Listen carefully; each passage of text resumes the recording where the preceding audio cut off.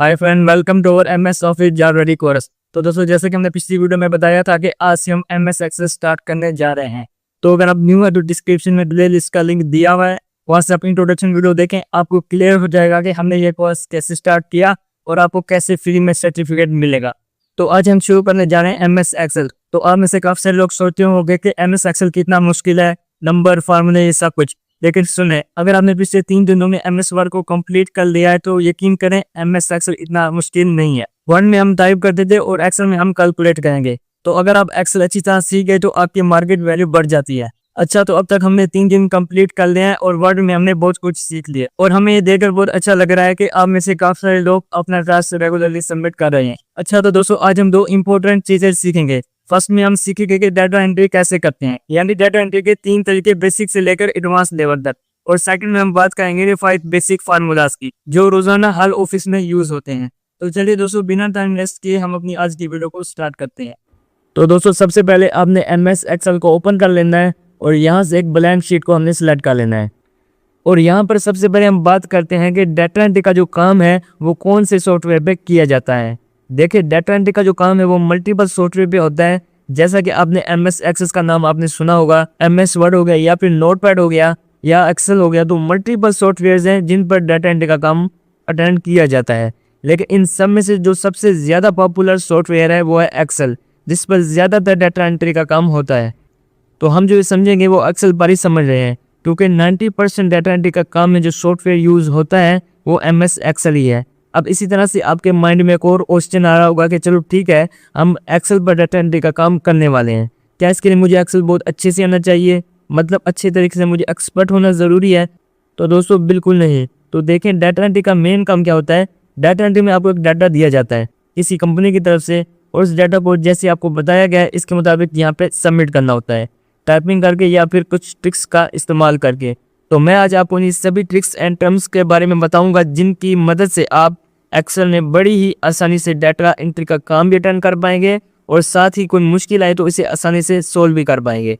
तो चाहे आप एक्सेल में एक्सपर्ट नहीं है या फिर आपको एक्सेल बहुत ज़्यादा चलाना नहीं आता, कोई इशू नहीं है, आप फिर भी डाटा एंट्री का काम एक्सेल में कर पाएंगे बड़ी ही आसानी से। तो देखिए, एग्जाम्पल के लिए मुझे ये वाला डाटा मिला है। देखिए, यहाँ पे मुझे क्लास 10 के कुछ स्टूडेंट्स का डाटा मिला है, जैसा कि रोल नंबर हो गया, नेम, फादर नेम और एज, और यहाँ पे नीचे उसके मार्क्स हैं। और यहाँ पे हम नीचे करते हैं, देखें, एक और स्टूडेंट का डाटा और उसके मार्क्स, और इसी तरह से हमें यहाँ पे कुछ डाटा दिया गया स्टूडेंट्स का। तो अब इस डाटा को हमने एक्सेल में प्रॉपर तरीके से एंटर करना है। तो अब इस डाटा की हमें एक्सेल पे क्या करनी है, एंट्री करनी है। तो इसके लिए सबसे पहले ये जो मेन कॉलम्स हो गए, जैसे कि हमारा रोल नंबर का कॉलम हो गया, नेम का हो गया, इसके बाद फादर नेम का हो गया, एज का हो गया, और यहाँ पे ये सभी सब्जेक्ट। अब ये मुझे सभी हेडिंग्स यहाँ पे एक्सेल में मुझे यहाँ पे क्रिएट करनी है। तो सिंपली हम आ जाते हैं यहाँ एक्सेल पे। यहाँ पे सबसे पहले हमारा जो कॉलम था वो था रोल नंबर, हमने यहाँ पे टाइप करना है रोल नंबर। और सिंपली आपने अगले सेल में जाने के लिए जस्ट अपने कीबोर्ड से टैब की का यूज़ करना है। जैसे आप टैब की का यूज़ करेंगे तो आपका जो कर्सर है वो ऑटोमेटिक अगले सेल में चला जाएगा। तो यहाँ पे हमने लिखा स्टूडेंट नेम, फिर टैब की का यूज़ किया और यहाँ पे हम टाइप करते हैं फादर नेम, और आगे हम यहाँ पे टाइप करते हैं स्टूडेंट की एज। फिर इसके आगे जितने भी सब्जेक्ट थे वो सभी हमने यहाँ पे टाइप करने हैं, जैसे कि इंग्लिश, इसके बाद उर्दू, मैथ, साइंस और एसएसटी। तो इस तरह से आप देखेंगे यहाँ पे हमने नॉर्मल लिखा और इस तरह से यहाँ पे हमारे कॉलम जो है वो यहाँ पे रेडी हो जाएंगे। तो इस तरह आप यहाँ पे देख सकते हैं, यहाँ पे हमारा जो फादर नेम है और स्टूडेंट नेम है ये हमें प्रॉपर तरीके से नज़र नहीं आ रहा। तो इनको प्रॉपर तरीके से एडजस्ट करने के लिए आपको यहाँ पे क्लिक करना है और यहाँ पे इसको डबल क्लिक कर देना है, या फिर आप इसको पकड़ के ऐसे ड्रैग भी कर सकते हैं। तो इस तरह से ये प्रॉपर तरीके से एडजस्ट हो जाएगा। तो इसके बाद आपने यहाँ पे इस डाटा रेंज को सिलेक्ट कर लेना है। सेलेक्ट करने के बाद आप यहाँ से कोई भी कलर अप्लाई करना चाहें वो यहाँ से आप कर सकते हैं, और यहाँ पे इसको बोल्ड भी कर सकते हैं, और यहाँ से कोई भी आप फॉन्ट थीम इसको सिलेक्ट करना चाहें वो आप यहाँ से बड़ी आसानी से कर सकते हैं। तो इसके बाद हम यहाँ पे आते हैं और यहाँ पे अब हम सबसे पहले देखते हैं स्टूडेंट का रोल नंबर। तो यहाँ पे इसका रोल नंबर है 131 और इसका जो नेम है वो है मुजम्मिल। तो हम यहाँ पे सिंपली एक्सेल पे आएंगे और यहाँ पे टाइप करेंगे सबसे पहले रोल नंबर, फिर टैब की का यूज़ करेंगे और यहाँ पे स्टूडेंट का नेम टाइप करेंगे, फिर टैब की का यूज़ करेंगे और यहाँ पे हम चेक करेंगे father name Saeed Ahmed, age 21। तो यहाँ पे हम उसके फादर का नेम टाइप करेंगे तो यहाँ पे अब इसके हमने मार्क्स टाइप करने हैं, तो हम यहाँ पे चेक करेंगे 45, 65, 80। तो यहाँ पे हम टाइप करेंगे 45, 65, 80, 45, 66, 45 एंड 66। तो इस तरह हमने यहाँ पे पहले स्टूडेंट का डाटा हमने यहाँ पे टाइप कर लिया। तो इसी तरह जैसे हम यहाँ पे एंटर प्रेस करेंगे तो आप बिल्कुल स्टार्टिंग पोर्शन पे आ जाएंगे। तो यहाँ पे हम दूसरे स्टूडेंट का डाटा टाइप करते हैं। तो यहाँ पे हम रोल नंबर टाइप करेंगे 132 और यहाँ पे स्टूडेंट का नेम चेक करेंगे। नेम है Tauseef, father name Abdul Hafeez, age 20। यहाँ पे हम नेम टाइप करेंगे, फिर टैब की का यूज़ करेंगे और यहाँ पे टाइप करेंगे फादर नेम अब्दुल हफीज़, फिर टैब की का यूज़ करेंगे और यहाँ पे एज टाइप करेंगे, फिर टैब की का यूज़ करेंगे। अब हमने यहाँ पे स्टूडेंट के मार्क्स टाइप करने हैं। तो यहाँ पे इसके मार्क्स चेक करते हैं 67, 44, 88, 40, 55, 67, 44, 88, 14, 55। तो इसी तरह हमने यहाँ पे दूसरे स्टूडेंट का भी डाटा टाइप कर लिया है। तो अब मुझे बताओ, ये आपको कहीं भी किसी भी एंगल से कोई भी मुश्किल लगा हो, ना ही मुझे यहाँ पे बहुत ज़्यादा जल्दी लिखने की भी ज़रूरत पड़ी है। सिंपली क्या किया, हमने टाइप किया और टैब की का यूज़ किया और यहाँ से थोड़ा सा डबल क्लिक करके सेल को एडजस्ट किया। तो इस तरह हम यहाँ पे अपने डाटा को सिलेक्ट कर लेंगे। सेलेक्ट करने के बाद यहाँ पे इसको हम यहाँ पे सेंटर कर देंगे तो हमारे यहाँ पे डाटा सेंटर में हो जाएगा। तो इसी तरह हम यहाँ पे जाएंगे और यहाँ से इसको ऑल बॉर्डर अप्लाई कर देंगे तो हमारे यहाँ पे डाटा देखने में और ज़्यादा बेटर लगेगा। तो इस तरह आप यहाँ पे डाटा टाइप कर सकते हैं बहुत ही सिंपल तरीके से।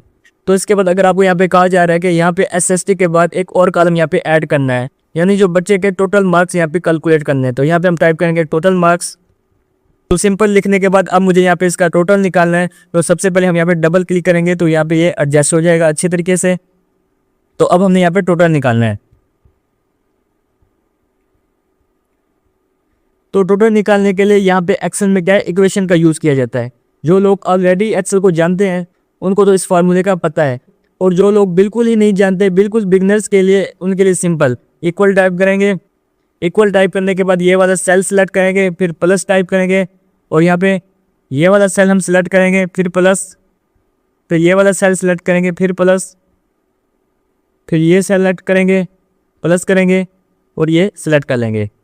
बस ये करने के बाद जस्ट आपको एंटर प्रेस करना है। तो आप देख सकते हैं यहाँ पे स्टूडेंट के मार्क्स कैलकुलेट होके आ जाएंगे।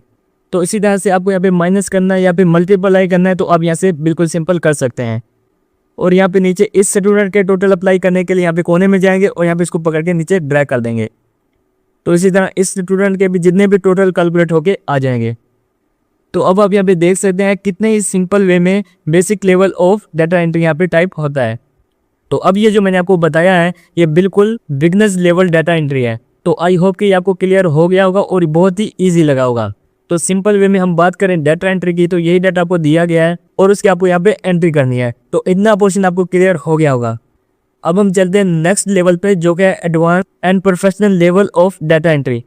तो अब ये समझाने के लिए मैंने यहाँ पे ऑलरेडी डाटा टाइप कर रखा है डाटा के नेम से। तो यहाँ पे मैंने सबसे पहले लिया है employ ID, name, gender, age. कहने का मतलब ये है कि आप किसी ऐसी जगह पे वर्क करते हो जहाँ पे आपको डाटा दिया गया है नंबर ऑफ स्टूडेंट्स का, कैंडिडेट्स का, और वो जो डाटा है आपको यहाँ पे फिल ऑन करना है। तो वो जो डाटा बनेगा वो यहाँ पे कुछ इस फॉर्मेट जैसा बनेगा। तो इसके लिए आपने यहाँ पे सिर्फ टाइपिंग ही नहीं करनी, जैसा कि मैंने आपको पीछे बताया, सिर्फ आपने टाइपिंग ही नहीं करनी। तो यहाँ पे अब हम सीखने वाले हैं फॉर्म ऑप्शन के बारे में। तो फॉर्म इज अमेजिंग टूल होता है एक्सेल का जिसका स्पेशली इस्तेमाल डाटा एंट्री में किया जाता है। अब वो कैसे वर्क करता है मैं आपको क्लियर करता हूँ और साथ में ये कैसे फॉर्मेट बनेगा ये भी आपको मैं क्लियर करता हूँ। तो इसके लिए हमने यहाँ पे एक नई शीट लेनी है। तो इसके लिए जस्ट आपने यहाँ पे प्लस वाले आइकन पे क्लिक करना है। क्लिक करते ही आपके पास यहाँ पे एक नई शीट आ जाएगी। तो यहाँ पे सबसे पहले हमने ये जो पहली 2 रोज़ हैं इनको हमने यहाँ पे छोड़ देना है और यहाँ से हम नीचे से स्टार्ट करते हैं ताकि हम यहाँ पे पहली 2 रोज़ में अपनी हेडिंग वगैरह टाइप कर सकें। तो यहाँ पे सबसे पहले हमने क्या टाइप करना है, तो हम यहाँ पे देखते हैं। सबसे पहले हम यहाँ पे टाइप करेंगे एम्प्लॉय ID, नेम, जेंडर। तो यहाँ पे मैं सिंपली टाइप करता हूँ एम्प्लॉय ID, फिर टैब की का यूज़ करेंगे। यहाँ पे हम टाइप करते हैं name, gender, age, purpose, address, contact and time. तो सिंपली ये टाइप करने के बाद हम यहाँ पे आ जाएंगे और यहाँ से इस रेंज को सिलेक्ट कर लेंगे। जितने तक हमारा डाटा है इतनी रेंज को हम यहाँ पे सिलेक्ट कर लेना है ताकि हम यहाँ पे अपनी हेडिंग वगैरह टाइप कर सकें।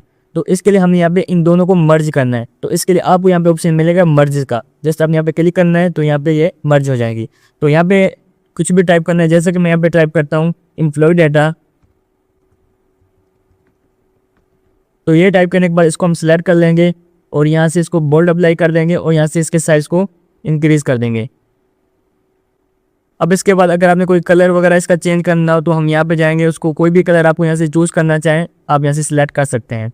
तो हम फिलहाल ये वाला सिलेक्ट कर लेते हैं। तो इसके बाद अगर आपने यहाँ पे इसका फ़ॉन्ट स्टाइल आपने चेंज करना हो तो आप यहाँ से सिलेक्ट कर सकते हैं। तो एग्जाम्पल के लिए हम ये वाला सिलेक्ट करते हैं। तो इस तरह से आपको कोई भी बेटर लगे आपने यहाँ पे वो सिलेक्ट कर लेना है। तो इसके बाद हम यहाँ पे इसको सिलेक्ट कर लेंगे। सिलेक्ट करने के बाद इसको हम यहाँ पे बोल्ड अप्लाई कर देंगे और यहाँ से कोई भी आपको कलर अप्लाई करना चाहें तो हम यहाँ पे इसको येलो कर देते हैं। तो उसके बाद आपको यहाँ पे कॉलम्स की जितनी भी स्पेस चाहिए हो, यानी मैं चाहता हूँ मेरी जो नेम है वो कुछ यहाँ पे बड़ा टाइप करना है, तो इसलिए मैंने यहाँ पे इसके साइज कुछ बड़ा कर देना है। तो इस तरह जेंडर का इतना ही रहने देते हैं, एज का भी ठीक है, और यहाँ से पर्पस का मैं चाहता हूँ कुछ ज़्यादा हो। और यहाँ पे जो एड्रेस है इसका भी हम चाहते हैं यहाँ पे कुछ ज़्यादा हो ताकि एड्रेस कुछ लॉन्ग होता है। तो इस तरह कॉन्टैक्ट का और टाइम का इतना ही रहने देते हैं, ये बेटर है। तो इस तरह से आपका यहाँ पे एक फॉर्मेट रेडी हो जाएगा। तो उसके बाद इसको पकड़ कर यहाँ पे हम सेंटर में कर देंगे।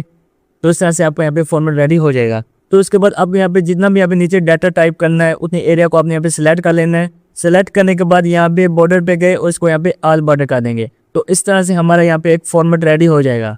तो ये करने के बाद अब हम यहाँ पे आते हैं मेन टूल पे, जो क्या है फॉर्म। अब देखिए ये जो फॉर्म टूल है ये पहले से एक्टिवेट नहीं होता है, इसको आपने यहाँ पे एक्टिवेट करना होता है। तो इसके लिए आपको यहाँ पे ऊपर ऑप्शन मिलेगा customise quick access tool bar का, जस्ट आपने यहाँ पे क्लिक करना है। तो इस तरह से आपके पास एक विंडो ओपन हो जाएगी और यहाँ पे आपको ऑप्शन मिलेगा पॉपुलर कमांड्स का, जस्ट आपने यहाँ पे क्लिक करना है और यहाँ से आपने ऑल कमांड्स को सिलेक्ट कर लेना है।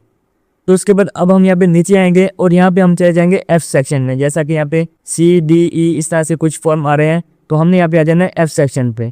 तो यहाँ से हमने फॉर्म को सिलेक्ट कर लेना है। तो यहाँ पे हम ढूंढते हैं,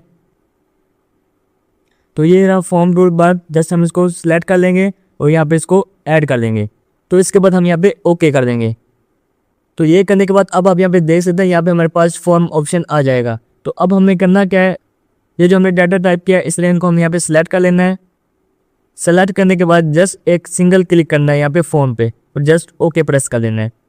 ओके करते ही आप देख सकते हैं यहाँ पे हमारे पास एक विंडो ओपन हो जाएगी जिस पर वो सभी हेडिंग्स होंगी जो हमने यहाँ पे टाइप की थी, जैसे कि employee ID, name, gender, age, purpose, address, contact and time. तो अब हम यहाँ पे देखते हैं इसका मैजिक। जैसा कि यहाँ पे एम्प्लॉई आईडी है, यहाँ पे हम एम्प्लॉई आईडी की जगह हम टाइप करते हैं P001 और यहाँ पे नेम पे आए और यहाँ पे मैं नेम टाइप करता हूँ मुजम्मिल।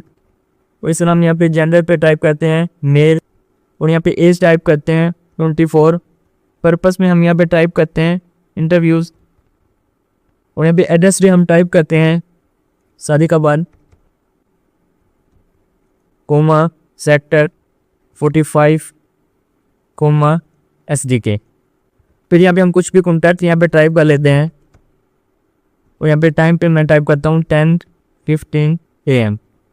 तो देखें सिंपल यहाँ पे टाइप करने के बाद जैसे मैं यहाँ पे न्यू पे क्लिक करूँगा तो आप देख सकते हैं यहाँ पे जो जितना भी डाटा है वो यहाँ पे ऑटोमेटिक फिट ऑन हो जाएगा। तो जैसे हम यहाँ पे न्यू पे क्लिक करते हैं तो आप देख सकते हैं यहाँ पे हमारा जो जितना भी डाटा है वो यहाँ पे खुद ब खुद आ जाएगा। तो इस तरह हम यहाँ पे नेक्स्ट एंट्री टाइप करते हैं, जैसा कि यहाँ पे मैं एम्प्लॉय आईडी की जगह पे टाइप करता हूँ P002 और यहाँ पे नेम पे मैं टाइप करता हूँ तौसीफ और यहाँ पे हम टाइप करते हैं मेल।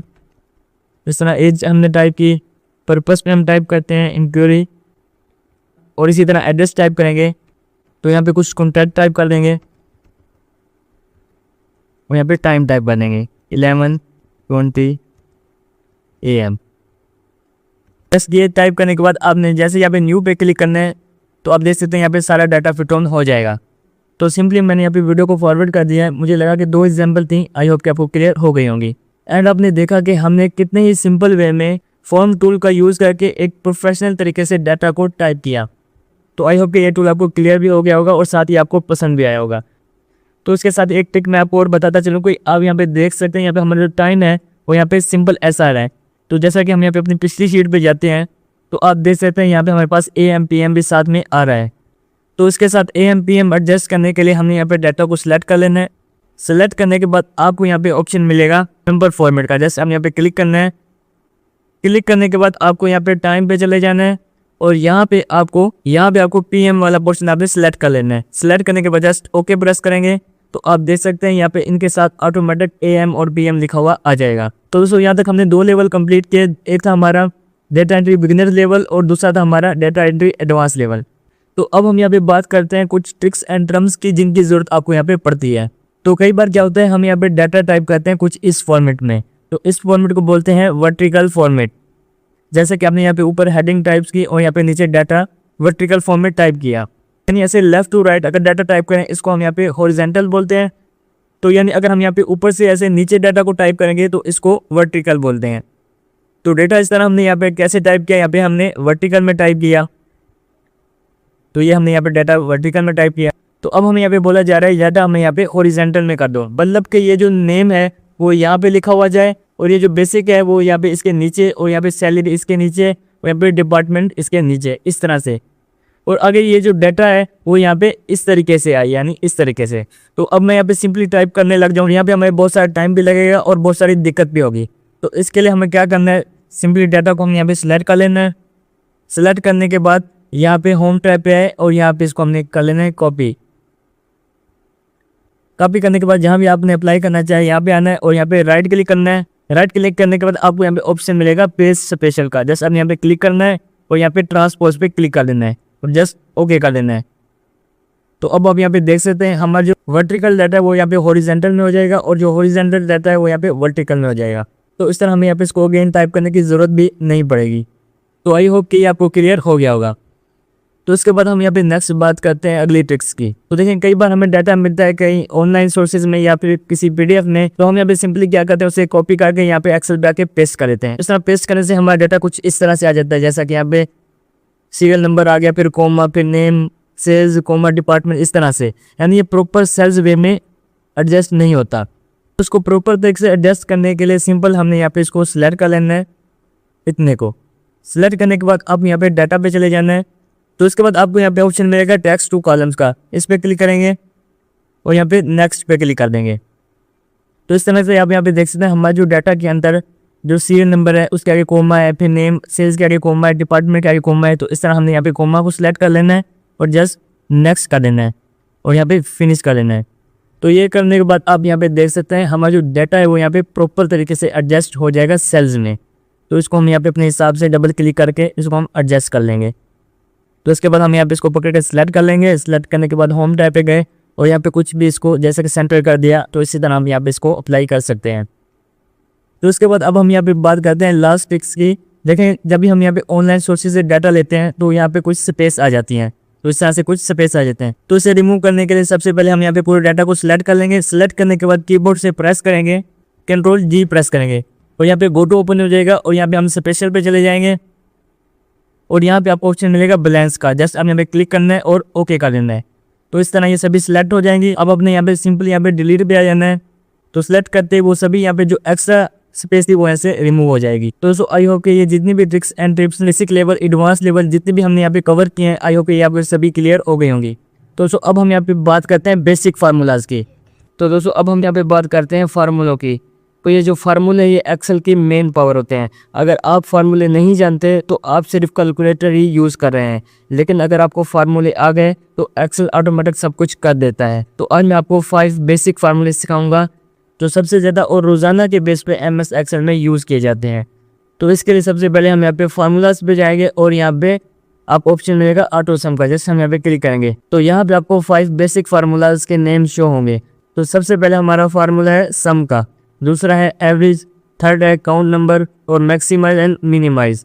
तो ये पांचों फार्मूले कैसे वर्क करते हैं और इनका क्या यूज़ है, चलिए हम डिटेल के साथ स्टेप बाय स्टेप सीखते हैं। तो चलिए दोस्तों सबसे पहले हम बात करते हैं सम फंक्शन की, ये कैसे वर्क करता है।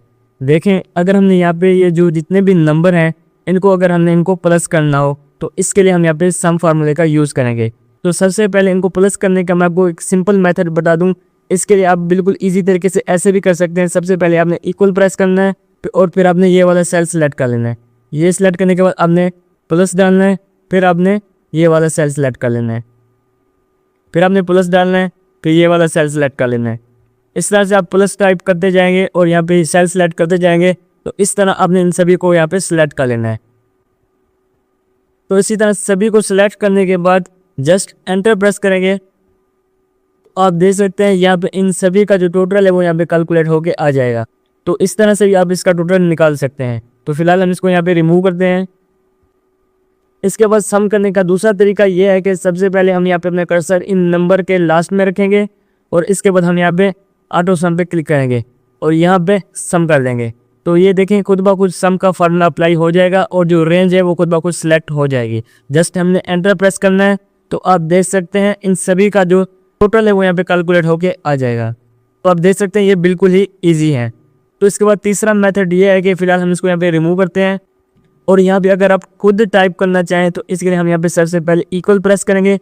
तो देखें जो भी फार्मूला हम एक्सेल में अप्लाई करते हैं उसमें सबसे पहले इक्वल लगाना पड़ता है। अगर आप इक्वल नहीं लगाएंगे तो आपका फार्मूला किसी काम का भी नहीं रहेगा और अप्लाई भी नहीं होगा। तो सबसे पहले हम इक्वल प्रेस करेंगे। इक्वल प्रेस करने के बाद हम टाइप करेंगे सम टाइप करने के बाद हम यहाँ पे ब्रैकेट ओपन करेंगे और इसके बाद हमने ये पूरी रेंज को सिलेक्ट कर लेना है।